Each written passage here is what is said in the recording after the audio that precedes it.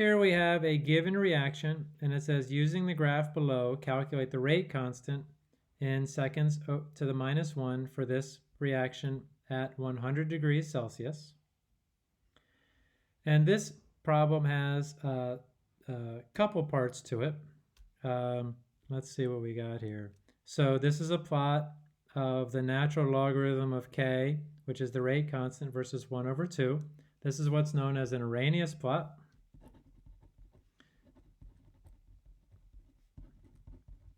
You do not have to remember that name, but you can hear it from time to time. And when we are plotting this, we are reminded of the rate constant, lowercase k, equals A e to the minus activation energy over RT. And let's see.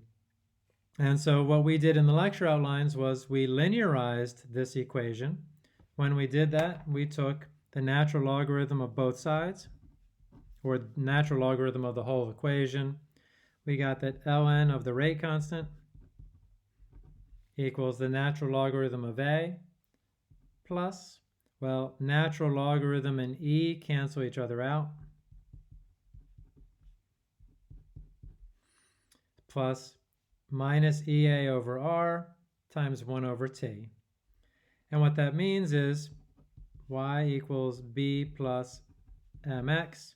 If you plot 1/T, 1 over temperature, versus natural logarithm of k, then the slope is going to be m is minus EA over R. Since the slope is 20,800,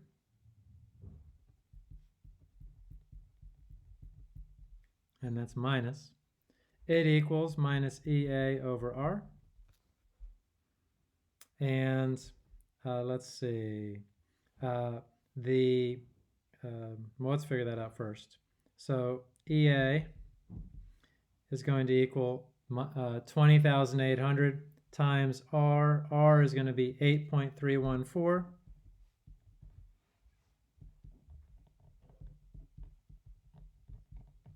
Joules per mole Kelvin. The two minus signs cancel out.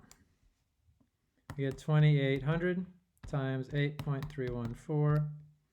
I get 172,931, which I'm just going to round to 173,000. And my units, well, to think about units here, so the short answer is they are joules per mole. The Kelvin units cancel with the Kelvin units here. Yep, because the Kelvin units are in the denominator of the denominator. They cancel these Kelvin units. The activation energy is always positive. It is always a positive number. And in the lecture outline, we covered how to draw the activation energy in a reaction energy diagram. Let's see. Now we were asked for the rate constant, which is a little k, at 100 degrees Celsius, which is 373 Kelvin.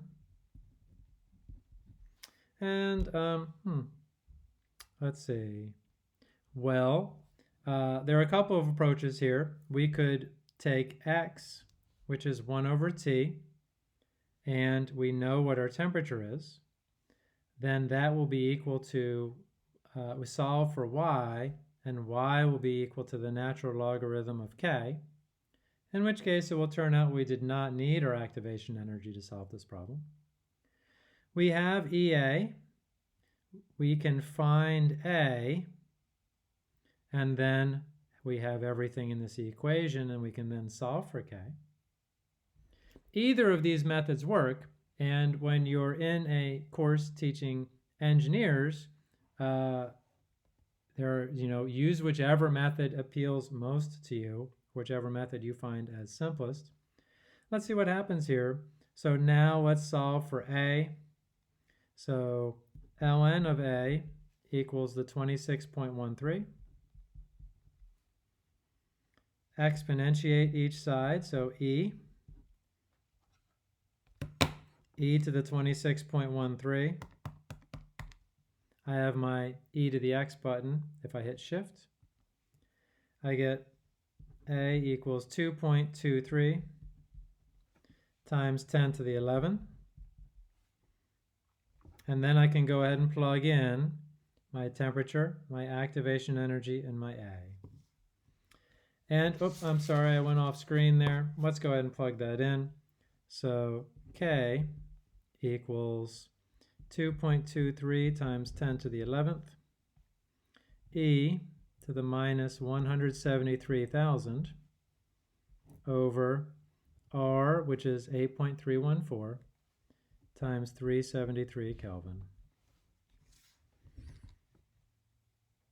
173,000 minus, divided by 8.314, divided by 373. I get minus 55.7. Then take the e of that, e to the x. I get 5.9 times 10 to the minus 25th.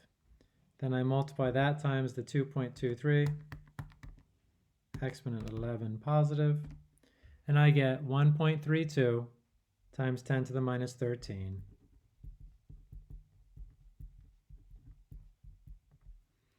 As my rate constant, let's see.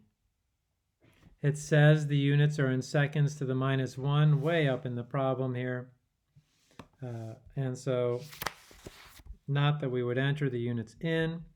And in fact, when you enter this, the way that the homework system accepts it is 1.32 capital E minus 13. At least that's the way I've had good success in entering it. If you have any problems, let me know. Any questions about this problem?